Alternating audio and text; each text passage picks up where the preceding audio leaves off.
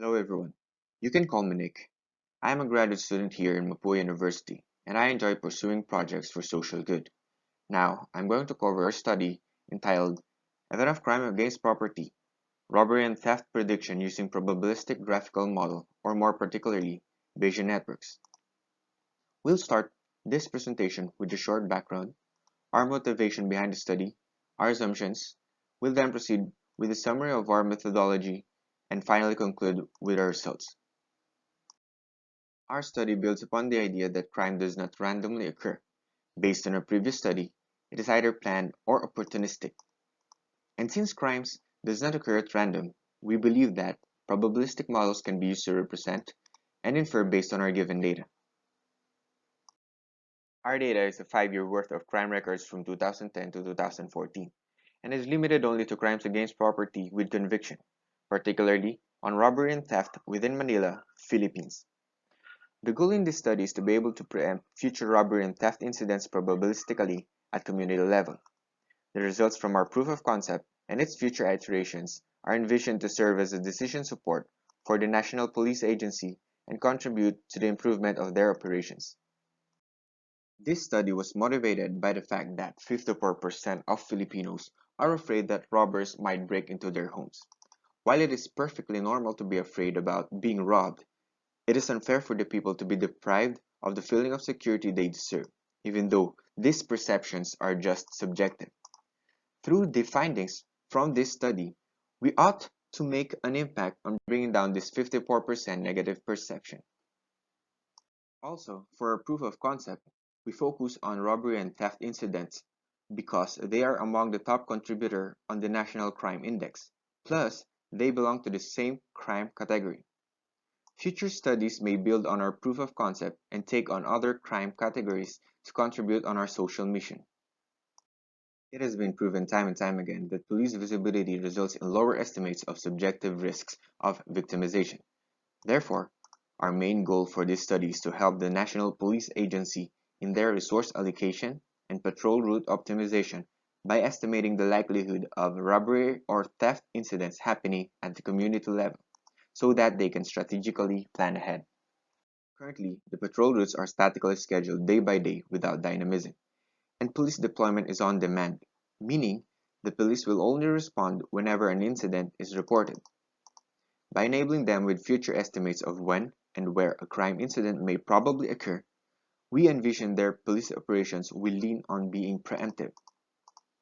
Patrol routes will align with their estimates and should increase the perceived police visibility. Resource allocation will be aligned and should enable them to respond faster. That leads us to our objectives, which is to infer on the event of crime happening based on the joint probability distribution of the following data points from the given data: location, month, week of month, etc. Next is to recommend patrol route and schedule and resource allocation based on our inference or estimates. So, how are we going to approach our objectives? We need to handle uncertainty in a principled way. Based on the problem context, we are uncertain as to when and where a crime will happen, but each crime record provides us information.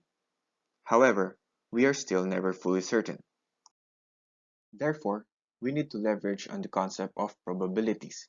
Here, we can quantify uncertainty in a principled manner. With probabilities, we can limit the infinite number of incidents and enable us to infer based on the information at hand through probabilistic model. Before I move forward with the methodology, I would like to share the reason as to why we are going with the Bayesian network with our problem, given the context. First, I like to share the two trends in data analysis. I agree that both frequentist and Bayesian philosophies can handle uncertainty. However, each handles it differently. In the frequentist philosophy, only repeatable random events has probabilities. For example, rolling a dice, tossing a coin, drawing a card, etc. These probabilities are equal to the long-term frequency of the occurrence of events in question. Probabilities are not attached to hypotheses or to any fixed and unknown values in general, whereas Bayesian philosophy views probability as a more general concept. We can use probabilities to represent uncertainty in any event or hypothesis. Here, it is acceptable to assign probabilities to a non-repeatable events like crime incident, which is mainly based on opportunity. Orthodox frequentist approach would claim that such probabilities does not make sense because the event is not repeatable. That is, we cannot simulate a crime incident over and over again and calculate the proportion of that crime being a success. Bayesian approach handles it by defining a probability distribution over the possible values of the mean and use sample data to update this distribution. Furthermore, traditional machine learning models conduct its predictions this way. It's like a black box processing input data and giving out its predictions. Data in, predictions out. Our problem context does not align with models that are deterministic in nature. In this slide, we show a non-exhaustive comparison of machine learning models over probabilistic models like Bayesian networks. In a black box machine learning models, our inferences are opaque, meaning its explainability is questionable. Models are constrained, meaning once we've trained the model, it is expensive for us to extend the model based on new gathered information. And its handling of uncertainty is questionable. While in probabilistic models, our inferences are clear and explainable via graph and probability theories and principles. Its models are flexible. We can easily update our models with new information since it is mainly based on probability distribution. And it can handle full uncertainty, no question about that. Okay, so now we can move forward to our proof of concept. For those that are encountering Bayes network for the first time, a lot of prerequisite knowledge are needed to fully understand the concept. Some relevant references are available in the full paper, but let me start by giving an overview of Bayesian network. It is a structure that can be represented as a directed acyclic graph. It allows compact representation of joint distribution from the chain rule of Bayes network. It also observes conditional independence relationships between vertices, nodes, or variables. In this kind of models, we have nodes that are probabilistically connected and not deterministically connected. Here, we are looking at causal analysis and probabilistic ways of describing relationships. And we should think Markov. The idea is that the nodes are explained by their immediate neighbors. For example, this node, day of week, can be explained by its immediate neighbor, like the month node and the week of month node. In principle, we can resolve the joint probability distribution down to its conditional probability or marginal probability.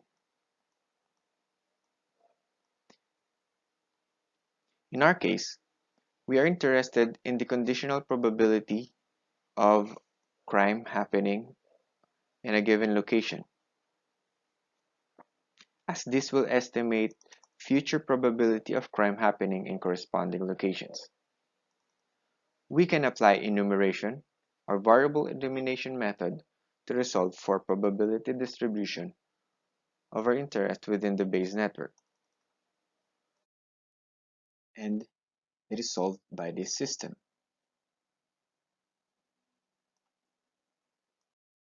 But thanks to PJMPY, an open source Python package, it helps us avoid some nasty algebra and resolves this system programmatically. What I've done is a Python implementation of our model leveraging the said Python package to programmatically resolve the probability distributions of our interest, which is the probability distribution of a crime happening on a given location. And helps us conclude our inference based from our proof of concept. After some degree of further processing, we are able to infer about the location of crimes that will most likely occur given day of week and time of day. The results were summarized to display at the smallest administrative divisions level.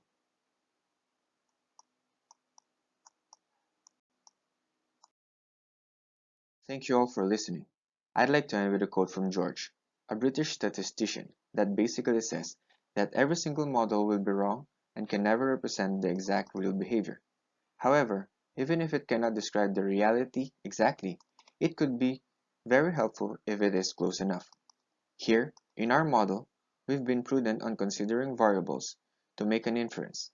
We are able to utilize past data to infer about probable future crime locations. Our inference can now serve as a decision support for the National Police Agency. Further iterations of this methodology may consider variations on historical data, meaning they can play around the length of time to be included. For example, they can consider only 3 months worth of data or a year worth of data, and evaluate the model's performance based on unseen data. That would be all from me. Have a nice day.